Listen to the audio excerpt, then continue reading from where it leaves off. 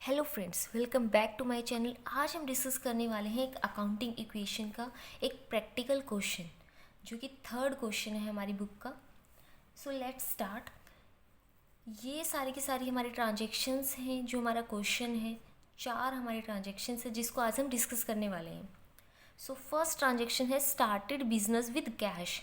Cash के साथ business start किया है। इट मीन्स कि बिजनेसमैन ने बिजनेस में कुछ अमाउंट इन्वेस्ट किया है, लगाया है। तो कैपिटल में इंक्लूड हो जाएगा और कैश में इंक्लूड हो जाएगा, और बाकी सारी जगह ज़ीरो हो जाएगा बैलेंस। नेक्स्ट ट्रांजेक्शन है purchase goods for cash 60,000 and on credit 1,50,000।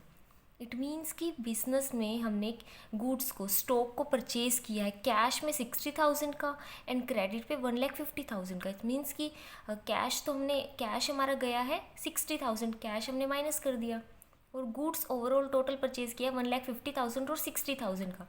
Stock तो हमारे पास इतना आ गया ना, 2,10,000 के गुड्स आ गए हमारे बिजनेस में। और जो क्रेडिट पे किया, इट मीन्स कि हमने उधार पे किया, इन फ्यूचर हमें इसकी पेमेंट करनी है। तो 1,50,000 के हमारे क्रेडिटर्स हो जाएंगे, लाइबिलिटीज़ हो जाएगी, जो इन फ्यूचर हमें पे करनी है, क्योंकि अभी हमने नहीं पे किया है। थर्ड हमारी इक्वेशन आती है sold goods for cash costing 40,000 at a profit of 20% and on credit costing 72,000 at a profit of 25%। It means कि हमने गुड्स सोल्ड किए हैं 40,000 के एंड 72,000 की। ये हमारी कॉस्ट है। कॉस्ट होती है कि किसी भी गुड्स को बनाने में हमारे बिजनेस में कितनी कॉस्ट लगी, हमारे कितने खर्चे लगे हैं। ठीक है, कोई भी बिजनेसमैन कॉस्ट पे कोई चीज़ सेल नहीं करता है, हमेशा उसमें कुछ ना कुछ प्रॉफिट ऐड ऑन करता है, देन उसको सेल करता है। तो कॉस्ट जितनी हुई है उतने तो हमारे गुड्स गए हैं, बिजनेस से उतना स्टॉक चला गया है। इट मीन्स 40,000 एंड 72,000 होता है 1,12,000 का गुड्स हमारे बिजनेस से चला गया, इसलिए हम स्टॉक में से माइनस कर देंगे। अब हमने सोल्ड किया था गुड्स कॉस्टिंग 40,000 का एट अ प्रॉफिट ऑफ 20%, तो हमें इसका प्रॉफिट निकालना पड़ेगा। सो इसका प्रॉफिट है, यहाँ पे गुड्स सोल्ड की मैंने ट्रांजेक्शन्स थी जो हमारी, उसकी कुछ एडजस्टमेंट, कुछ सोल्यूशन करके दिखाया हुआ है। हमने कैश में 40,000 की कॉस्ट आ रही थी जो हमारी गुड्स की, वो सोल्ड किए थे 20% के प्रॉफिट पे। सो 20% के प्रॉफिट पे सोल्ड किए ना, तो 20% प्रॉफिट निकाल लेते हैं। 40,000 का 20% होता है 8,000। 8,000 हमारा प्रॉफिट आ गया है। और प्रॉफिट ये हमारी कॉस्ट है। कॉस्ट में अगर प्रॉफिट ऐड कर देते तो हमने 48,000 में कैश में सेल की है, तो मतलब सेल किए इतना कैश बिजनेस में आ गया होगा, तो 48,000 का कैश बिजनेस में ऐड हो जाएगा। अब हमने जो क्रेडिट पे 72,000 का सेल किया प्रॉफिट, पहले हम प्रॉफिट निकाल लेते हैं। तो 72,000 का 25% होता है 18,000।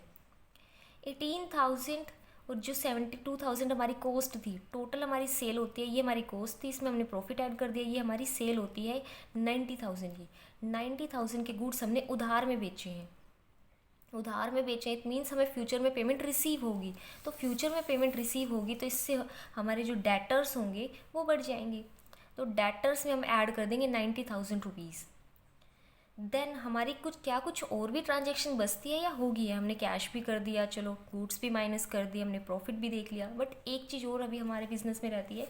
हमें ये देखना है कि टोटल प्रॉफिट कितना हुआ है हमारी सेल पे। यहाँ पे 8,000 का प्रॉफिट है, यहाँ पे हमारा 18,000 का प्रॉफिट है। टोटल प्रॉफिट होता है हमें 26,000 का। अब बिजनेसमैन को प्रॉफिट हो गया तो बिजनेसमैन की कैपिटल में ऐड हो जाएगा, तो कैपिटल में 26,000 हम ऐड कर देंगे कैपिटल में। देन हमारी नेक्स्ट ट्रांजेक्शन है पेड फॉर रेंट। रेंट के लिए हमने पे किया है मतलब कैश गया बिजनेस से, तो कैश में से माइनस हो जाएगा 5,000 एंड हमारी कैपिटल में से भी at the same time minus हो जाएगा, क्योंकि हर चीज़ के हमेशा टू साइडेड इफेक्ट होते हैं। देन इसको प्लस माइनस कर लेंगे एंड एज इट इज़ नीचे आ जाएंगे। बाकी सारी चीज़ स्टॉक्स जो डेटर्स हैं इस ट्रांजेक्शन का, उस पर कोई इफेक्ट नहीं पड़ा है।